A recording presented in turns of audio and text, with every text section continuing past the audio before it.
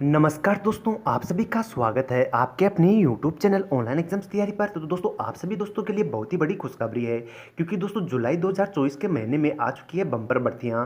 दोस्तों, इस वीडियो की संपूर्ण जानकारी प्राप्त करने के लिए आप हमारे इस वीडियो को बिना स्किप किए अंत तक जरूर देखें, जिससे कि इस वीडियो की संपूर्ण जानकारी आपको प्राप्त हो सके। दोस्तों, इस वीडियो में हम बात करेंगे जुलाई 2024 के महीने में आई हुई 6 बम्पर भर्तियों के बारे में। दोस्तों, फॉर्म कैसे अप्लाई करना है, क्या सिलेक्शन की प्रोसेस रहने वाली है, क्या एज लिमिट है और दोस्तों क्वालिफिकेशन क्या रखी गई है, इन सब के बारे में इस वीडियो में हम चर्चा करने वाले हैं। तो दोस्तों, आगे बढ़ने से पहले एक प्यारा सा लाइक जरूर करें और आप हमारे इस वीडियो को अपने यार दोस्तों और मित्रों के पास साझा जरूर करें, जिससे कि हमारे इस वीडियो का बेनिफिट आप अपने यार दोस्तों और मित्रों को भी दे सकते हैं।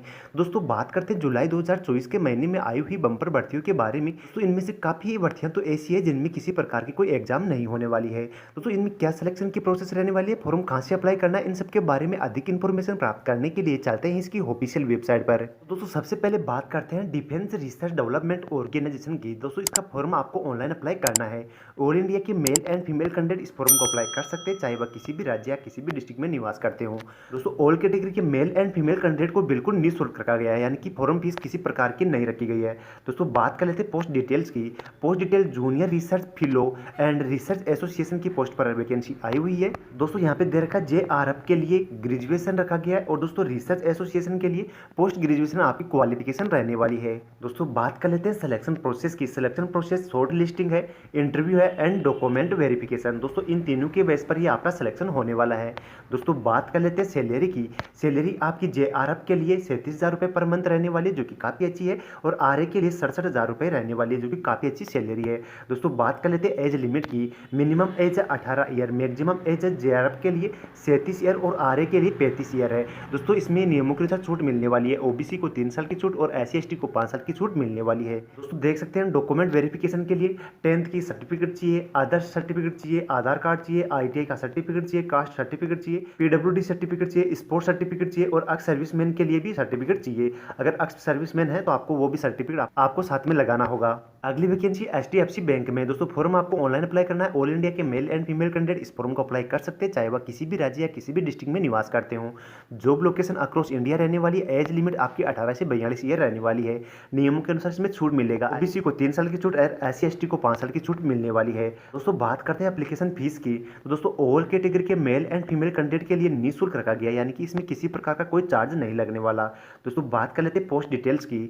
दोस्तों, पोस्ट डिटेल है एग्जेक्टिव है, ऑपरेशन ऑफिसर है, क्रेडिट ऑफिसर है, रिलेशनशिप ऑफिसर है, बिजनेस एनालिस्ट है, रिटेल ब्रांच बैंकिंग है, कस्टमर सर्विस एग्जेक्टिव है, टेलर ब्रांच है, कलेक्शन की है, रिलेशनशिप मैनेजर की है, एनालिस्ट की है। दोस्तों, यहाँ पे टोटल पोस्ट आपको दी गई है, आप देख सकते हैं किस किस पोस्ट पर वैकेंसी आई हुई है। उसके बाद में दोस्तों बात कर लेते हैं सिलेक्शन प्रोसेस की। सिलेक्शन प्रोसेस होने वाला फर्स्ट स्टेप होगी इंटरव्यू, सेकंड स्टेप है डॉक्यूमेंट वेरिफिकेशन। दोस्तों, इन्हीं के आधार पर आपका सिलेक्शन होने वाला है। दोस्तों, बात कर लेते हैं डॉक्यूमेंट वेरिफिकेशन में कौन कौन से डॉक्यूमेंट्स आपके पास में होना अनिवार्य है।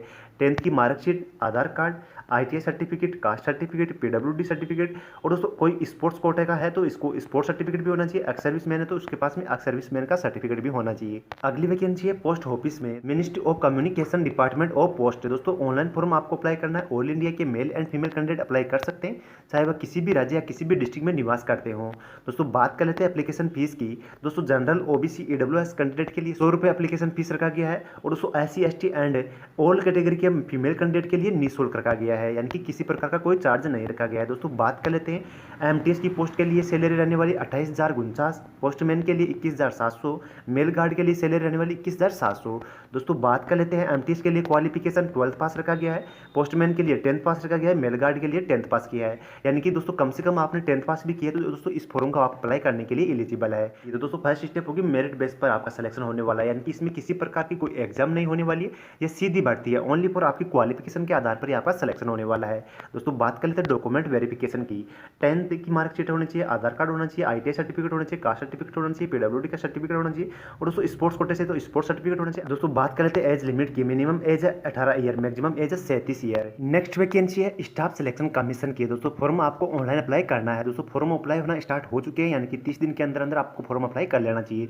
ऑल इंडिया के मेल एंड फीमेल कैंडिडेट इस फॉर्म को अप्लाई कर सकते हैं, चाहे वह किसी भी राज्य या किसी भी डिस्ट्रिक्ट में निवास करते हो। दोस्तों, बात कर लेते हैं एप्लीकेशन फीस की। Application fees general EWS OBC के लिए 100 रुपये रखा गया है, फीमेल एंड रिजर्व कैंडिडेट के लिए निःशुल्क रखा गया है। दोस्तों, बात कर लेते हैं पोस्ट डिटेल्स की ग्रुप बी और ग्रुप सी की पोस्ट पर वैकेंसी आई हुई है। दोस्तों बात करते हैं सबसे पहले ग्रुप बी की पोस्ट डिटेल्स के बारे में।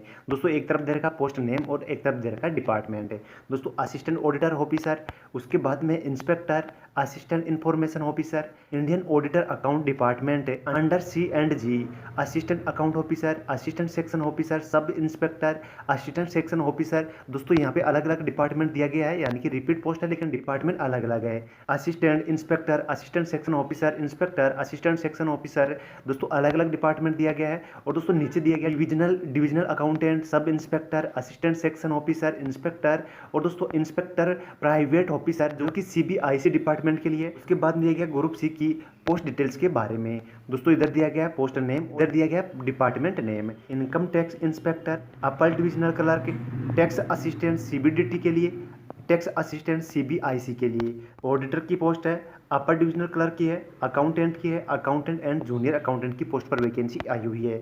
दोस्तों बात कर लेते हैं क्वालिफिकेशन की। दोस्तों एनी ग्रेजुएशन, यानी कि दोस्तों ग्रेजुएशन किया हुआ कैंडिडेट इस फॉर्म को अप्लाई कर सकता है। दोस्तों बात करते हैं सैलरी की। सैलरी 25,500 रुपये से लेकर 1,51,100 रुपये पर मंथ रहने वाली है, जो कि काफ़ी अच्छी सैलरी है। दोस्तों बात करते हैं सिलेक्शन प्रोसेस की।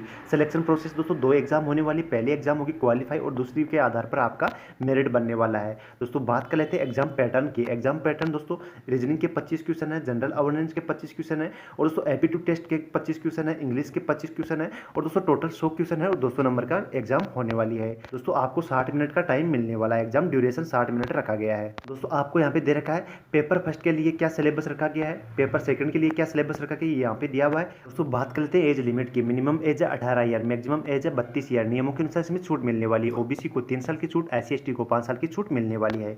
दोस्तों यहाँ पे दिया गया डॉक्यूमेंट वेरिफिकेशन के लिए कौन कौन से डॉक्यूमेंट चाहिए आपको। तो लास्ट वैकेंसी के बारे में बात करते हैं। रेलवे की वैकेंसी है, south east central railway. Online form आपको अप्लाई करना है। दोस्तों फॉर्म अप्लाई होना ऑलरेडी स्टार्ट हो चुके हैं। 20 दिन के अंदर अंदर आप फॉर्म अप्लाई कर सकते हैं। ऑल इंडिया के मेल एंड फीमेल कैंडिडेट इस फॉर्म को अप्लाई कर सकते हैं, चाहे वह किसी भी राज्य या किसी भी डिस्ट्रिक्ट में निवास करते हैं। दोस्तों बात कर लेते हैं एप्लीकेशन फीस की। जनरल OBC EWS कैंडिडेट के लिए 100 रुपये रखा गया है। SC/ST and other reserve candidate के लिए निःशुल्क रखा गया है। दोस्तों बात कर लेते हैं पोस्ट डिटेल की। पोस्ट डिटेल रखा गया है फिटर है, इलेक्ट्रीशियन है, वायरमैन है, इलेक्ट्रॉनिक्स है, वेल्डर है, प्लम्बर है, पेंटर है, कारपेंटर है, गैस काउंटर है, कॉप है, मशीनिस्ट है, टर्नर है और दोस्तों लेबोरेटर है, हॉस्पिटल मैनेजमेंट है, गैस कटर है, केबल जनरेटर है, डिजिटल फोटोग्राफी है। टोटल पोस्ट आपकी 861 रखी गई है। दोस्तों बात करते हैं क्वालिफिकेशन। ऑल पोस्ट के लिए 10th प्लस ITI, जो कि दोस्तों ITI दोस्तों विथ रिलेटिव ट्रेड, यानी कि जो ट्रेड है उसके अनुसार आपकी ITI होना अनिवार्य है। दोस्तों बात कर लेते हैं सिलेक्शन प्रोसेस की।